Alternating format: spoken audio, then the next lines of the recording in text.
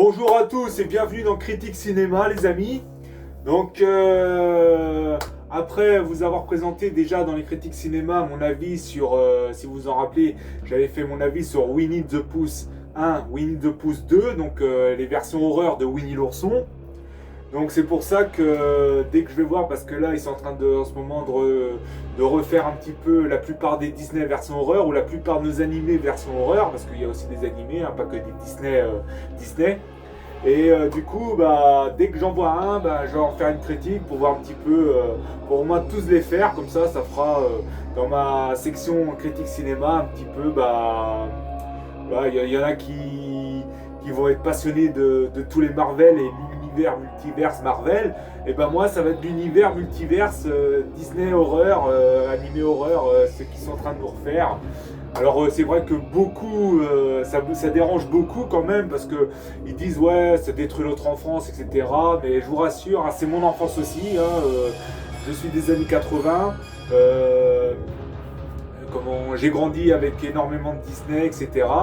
Mais moi ça me dérange pas de les voir version horreur, ça change, c'est des horreurs comédies et comme je vous avais fait une critique déjà sur Winnie the Pooh 1, Winnie the Pooh 2, franchement j'avais bien aimé perso, hein. Déjà que moi je suis un grand fan de slasher et généralement les slashers c'est rare que j'aime pas, hein.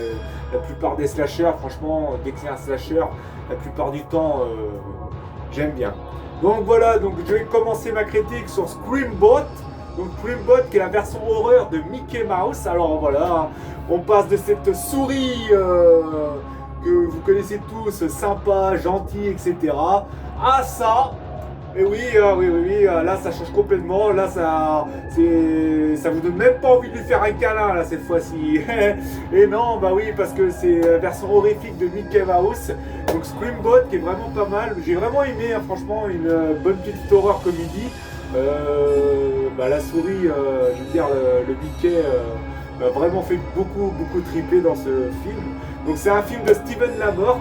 Donc voilà, c'est un réalisateur que je connais pas spécialement, mais bon, il a fait peut-être 2-3 films d'horreur, mais bon, j'ai pas, c'est son premier que je regardais, je vois lui.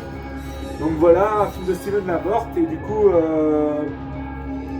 ce film, il est tiré aussi d'une adaptation, donc du coup, l'adaptation Mickey, mais il y a aussi une adaptation en livre de Mickey Mouse version horrifique qu'il avait déjà fait en livre.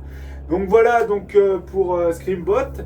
Donc sinon, si je parle du film, le film, franchement, tel qu'on les connaît, un bon slasher, quoi, où Mickey Mouse, donc du coup, la souris bien psychopathe, décime les passagers d'un bateau, hein, où on a des étudiantes sur ce bateau là pour fêter l'anniversaire de l'une d'entre elles et puis d'autres passagers. Donc voilà. Et ce film m'a beaucoup fait penser justement au film Vendredi 13, le chapitre 8, l'ultime retour, où c'est pareil, c'est des écoliers, des étudiants qui vont en direction de New York par rapport avec un bateau.